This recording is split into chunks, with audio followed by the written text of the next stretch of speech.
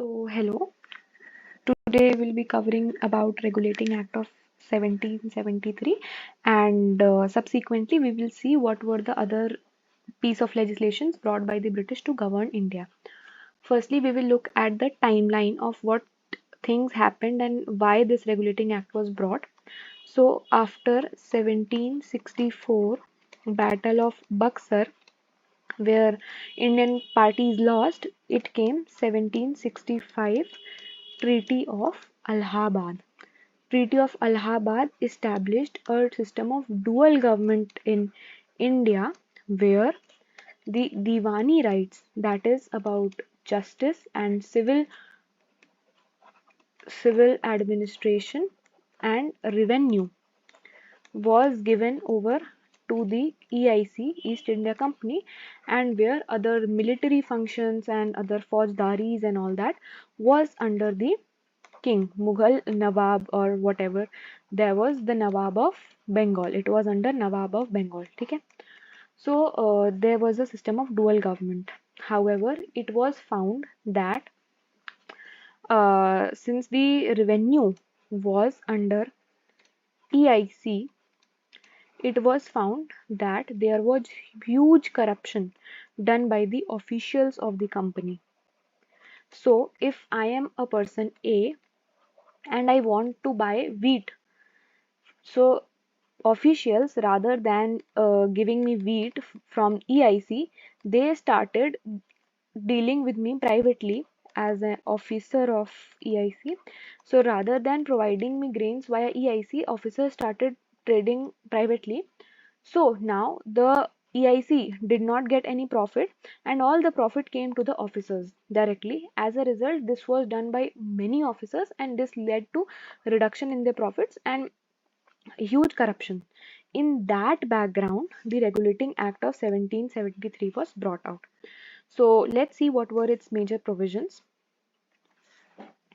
First provision was the Governor of Bengal was redesignated as Governor General of Bengal. Okay, so it was something like of promotion of the post. And यहाँ पे जो first Governor General of Bengal बने was Warren Hastings.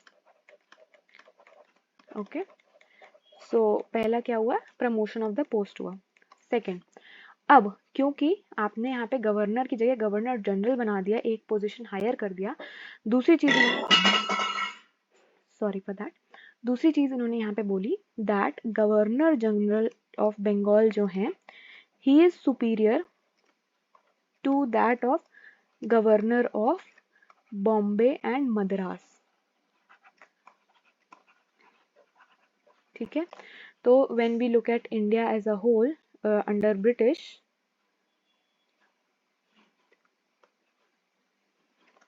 तो यहाँ पे हमारा बंगाल था, ये हमारा बॉम्बे रीजन, ये हमारा मद्रास रीजन. तो इस एरिया की पावर को सुपीरियर रखा गया and these area were considered subordinate. ठीक है, यहाँ के जो गवर्नर्स हैं ये हमारे सबॉर्डिनेट हैं, ये बंगाल वाले गवर्नर जनरल के सबॉर्डिनेट हैं.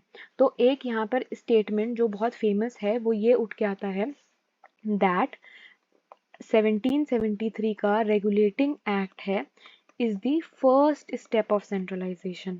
वाई? बिकॉज यहाँ पर जो पावर्स हैं वो एक सेंटर की तरफ लेके जाने की कोशिश की जा रही हैं, और वो एक सेंटर कौन सा है, बंगाल. इनकी पावर्स सारी बंगाल को दी जाने की कोशिश की गई है, इसलिए 1773 के रेगुलेटिंग एक्ट को हम फर्स्ट स्टेप ऑफ सेंट्रलाइजेशन भी कहते हैं. ओके, थर्ड पॉइंट यहाँ पे ये बोला गया कि जो आपको गवर्नर जनरल हमने बनाए हैं, गवर्नर जनरल ऑफ बंगाल, ये अकेले नहीं काम करेंगे, इनके पास एक 4 मेंबर की, कितनी, 4 मेंबर की एक काउंसिल होगी जो इनको बताएंगे, इनसे एडवाइस देंगे इनको कि कैसे काम करना है, क्या करना है. ठीक है, 4 मेंबर की हमारे पास एक काउंसिल होगी गवर्नर जनरल ऑफ बंगाल के पास. फोर्थ यहाँ पे एक बात बोली गई, एक सुप्रीम कोर्ट बनाएंगे एट कोलकाता. ठीक है, ऑल्दो आगे जाके सुप्रीम कोर्ट की पावर्स को कम किया जाएगा और दूसरा फिर इस सुप्रीम कोर्ट को इवेंचुअली अबॉलिश कर दिया जाएगा, पर 1773 एक्ट का एक बहुत इंपॉर्टेंट पॉइंट था कि यहाँ पे एक जस्टिस का इंस्टीट्यूशन बनाया गया, that is supreme court at Calcutta. फिर फिफ्थ हमारे पास एक बात आई यहाँ पर कि अभी हमने ऊपर देखा था कि बहुत ह्यूज करप्शन हो रहा था ईआईसी में, तो इस करप्शन को रोकने के लिए कुछ ऑफिशियल्स के लिए रूल्स को लेके आया गया। दैट इज क्या बोला गया कि ऑफिशियल्स जो हैं they can not engage in private trade. अगर आपको ईआईसी से जुड़े रहना है, आप अपना धंधा या अपना कुछ भी ऑक्यूपेशन नहीं स्टार्ट कर सकते हो, प्राइवेट ट्रेड नहीं कर सकते हो। Second, officials can not take bribes, आप रिश्वत नहीं ले सकते हैं।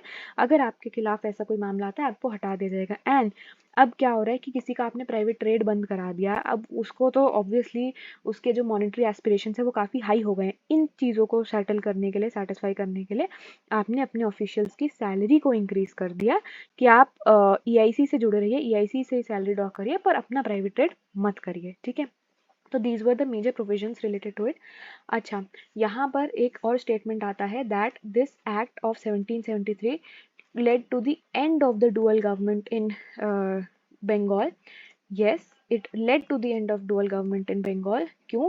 पहले जो दीवानी राइट्स ईआईसी के पास थे, मिलिट्री राइट्स नवाब के पास थे, अब वो दोनों को हटाया और ये दोनों राइट्स जो हैं वो हमारे किसके पास आ गए? गवर्नर जनरल ऑफ बंगाल के। तो yes, it led to the end of dual government in Bengal, and yes, it was the first step of centralization. That was all that you need for your exams for Regulating Act of 1773.